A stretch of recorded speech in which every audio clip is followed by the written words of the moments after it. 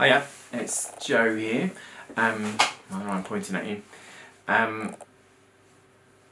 This is kind of the third little instalment really of this new vlog thing I've started doing, and it's just really, if you know me, you'll know that my wife Danielle had a stroke on Tuesday, just a bit less than a week ago, and really we're just in the midst of kind of trying to figure out what life is going to be like later on. We have a son, Noah, who you probably would have seen in the last video. He's 5, and we're just trying to figure out what life is going to look like once she's better, and what her being better is going to look like. So I just wanted to share with you something that had happened over the last couple of days. If you watched the first video that I made, you'll have heard me talk about how I refused to let this be a negative. With hindsight, in the future, I don't want us to look back at this time and think that was just the worst thing that ever happened to us, full stop, and we just need to get over it, and we need to forget that it happened and move on, and for things just to stay the same. I really refuse for that to happen. This has to be a positive, a catalyst for change, a positive thing. When we look back at this in years to come, we're going to see this as the turning point, as the point where our lives changed and we kind of took hold of our future a little bit more. And that's something that I've been kind of mulling over, is how do we do that? How do we get away from this kind of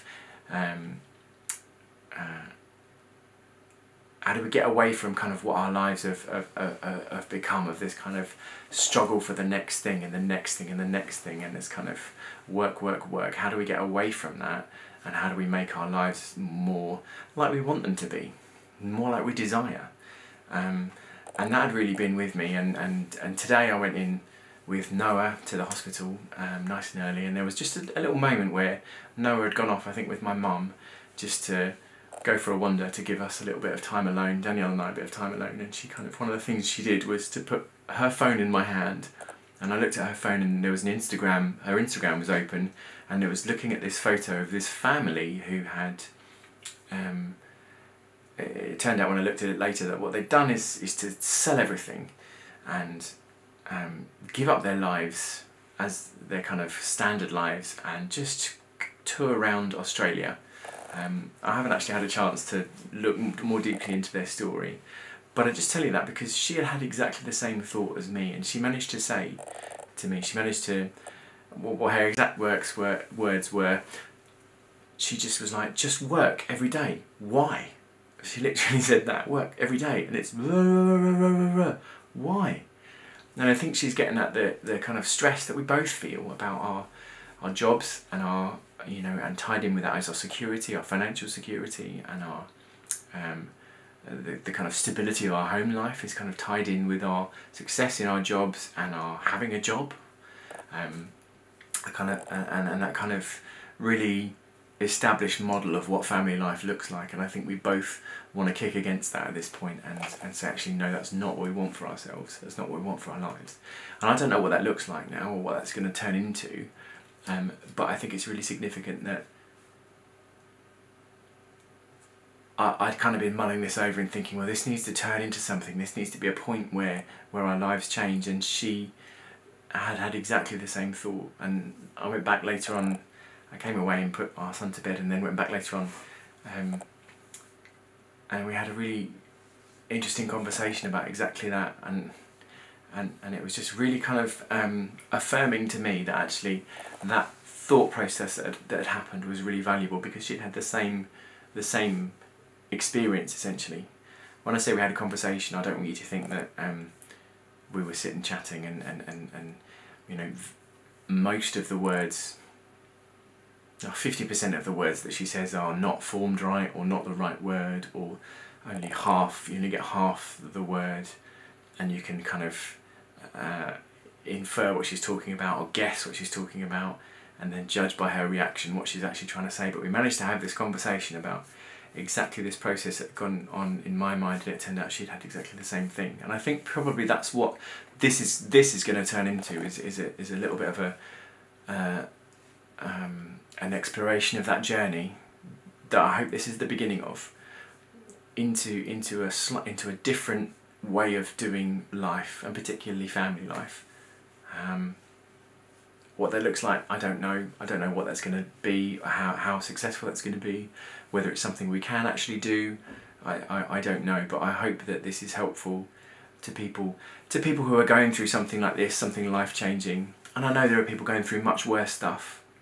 You know, Danielle is here. She's alive. She did say to me she nearly died, and she did. If she'd have been on her own, she'd be dead. When she had her stroke, she was lucky to be at work. There's no getting around that. She would have died if the same thing had happened half an hour earlier. She would be dead. And that would be infinitely worse. And I know people are going through bereavement and long-term terminal illness, which is very different. This is just what we're talking about, what we can kind of speak to. I don't want to.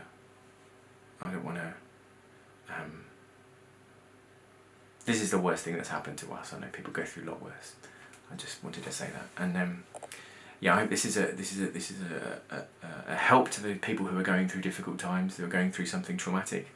I hope it is an inspiration to those that aren't, to think about, even just to think about how our lives are and why we do what we do, and actually is it what we want to do with our lives. And to those just starting out in the world, those younger people thinking about actually what do I want my life to look like. Now your experience is going to be different than ours, because we grew up and started work in a different time than you are, but I hope some of this is helpful to you anyway. And also, can I just say a huge thank you to everyone that's been really supportive of us as a family, and that have sent their love and their prayers and their good wishes and sent us gifts. Thank you, Nina. There's a vicar's wife out there somewhere in the world who literally sent me a turd through the post. Not a literal turd, it's a squishy stress ball for a crappy situation, but I appreciate it so much. And she sent Noah a joke book, and he loves it. He's marked out all the jokes. You'll hear more from him with his jokes, I'm sure. He loves it, he really does. Perfect. Thank you to all those people, and thank you to those people who have offered to help, and we will be taking advantage of that offer, undoubtedly, and we have already, and thank you very much. Yeah, we'll do this journey together, and please, if you have questions, please you know, make a comment or whatever. I do read everything that people write, and I'm eternally grateful for your interaction and your help, and thank you very much. Thank you so much for watching. I'm going to get some food and go to bed because I'm exhausted. You have a great day, and please hug the people that you love. Tell them that you appreciate them. Tell your friends that you appreciate their friendship. Have a good day. See ya.